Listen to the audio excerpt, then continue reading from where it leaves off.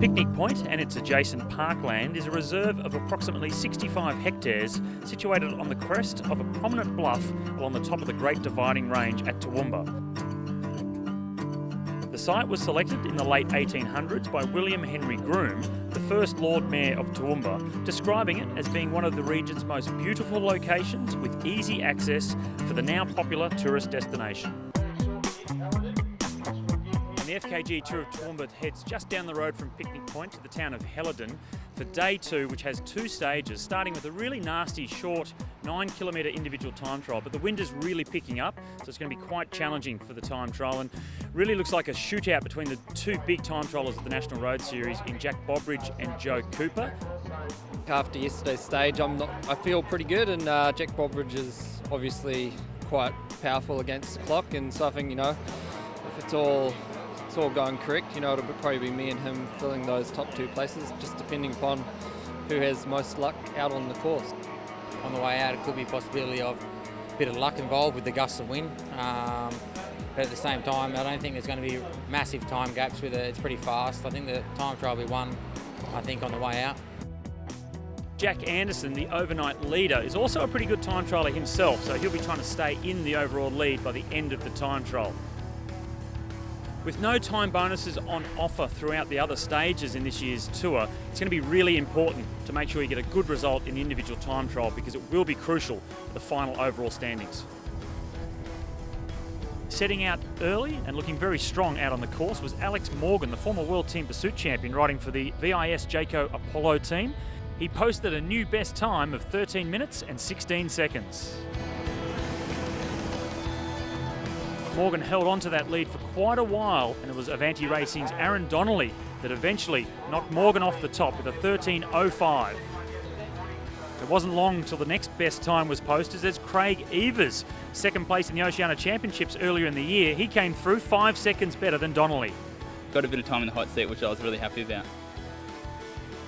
It was a long and nervous wait for Evers until Sean Lake from African Wildlife Safaris got the better of him by 10 seconds. And then it was down to the business end of the race, and some of the big time trial favourites were out on course.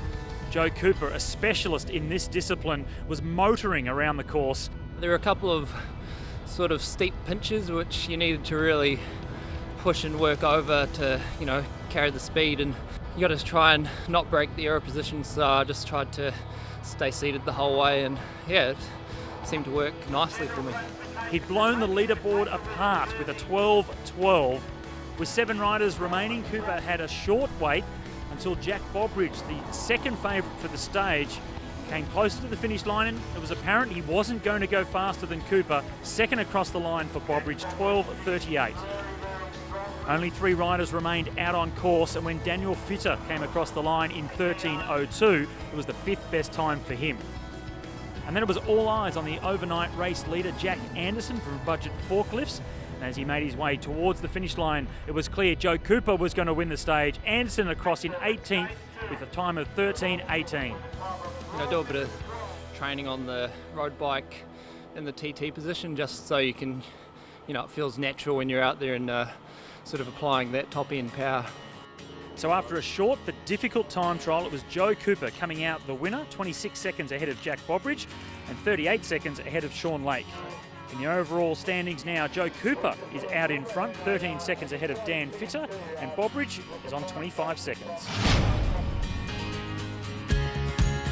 With the wind picking up, the afternoon Stage 3 road race is going to be really tough for the riders. 165 kilometres on a really lumpy course. There are 3 King of the Mountains out around the circuit. One of them's being at Cat 1, so that's going to be quite difficult for the riders, and also 2 intermediate sprints. I think it's going to be a whole lot of attacking, and narrow roads will play a massive role in the afternoon stage. With such a tough stage ahead, the riders were very nervous at the start, and that showed with crashes happening in the neutralised section. Well, the roads are quite interesting because they're wide, and then they duck in and you lose a metre on each side. And so when that happened in the neutral, a few guys I think went off, and it caused a few guys to brake suddenly, and a lot of guys came out and crashed. And the most seriously injured of the fallen was Aidan De Jager, who unfortunately had to abandon the race. And it wasn't long until a breakaway group established a lead over the main field with Ben Hill, Cyrus Monk and Guy Calmer at the 10-kilometre mark going away. It was pretty lucky we had 3 guys get out on a break, and they sort of, spent the majority of the day out there. So that was, made our job a lot easier. Like the guys just sat tempo on the front the whole stage. And Avanti then took control, and they did a great job all day. They must have burnt some matches for sure. There'll be some tired boys there.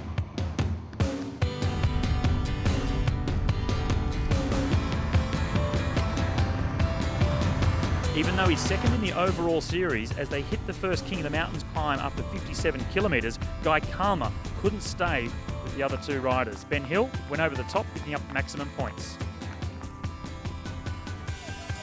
3 became 2, and the 2 leaders then went on to the halfway mark, stretching their lead out to 4 minutes.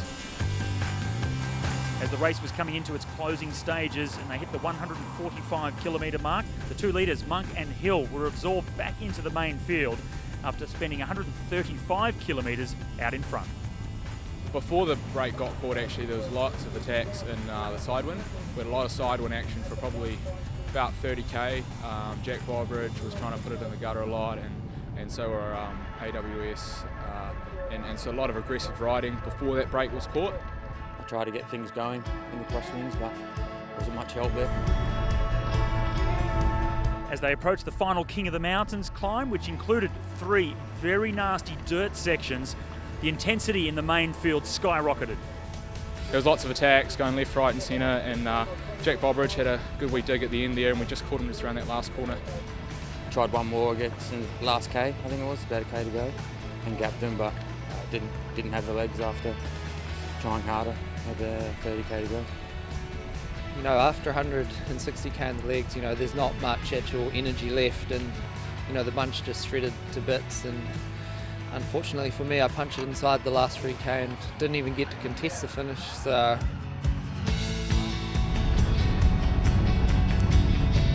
in the scramble to the finish line, it was another New Zealander, Brad Evans from Pat's Veg, that came over the top of Michael Schweitzer to pick up the stage victory.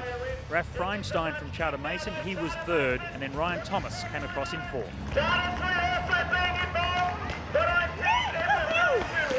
Oh mate, I'm stoked. Just great to get a win. It's a first NRS win for Pat's Veg, which is our team's just stepped up a level this year, and so I'm wrapped, very happy.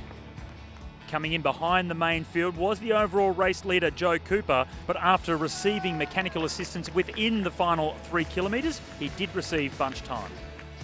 After 3 stages of the Subaru National Road Series Tour of Toowoomba, it was Brad Evans taking line honours in front of Michael Schweitzer and Raphael Freinstein. From Charter Mason, Ben Hill takes over the Live It's Queensland King of the Mountains competition, and Hill doubles up, taking out the Mavic Sprint jersey as well. Despite that flat tyre, Joe Cooper retains the overall classification lead, 13 seconds ahead of Daniel Fitter and 25 seconds ahead of Jack Bobridge.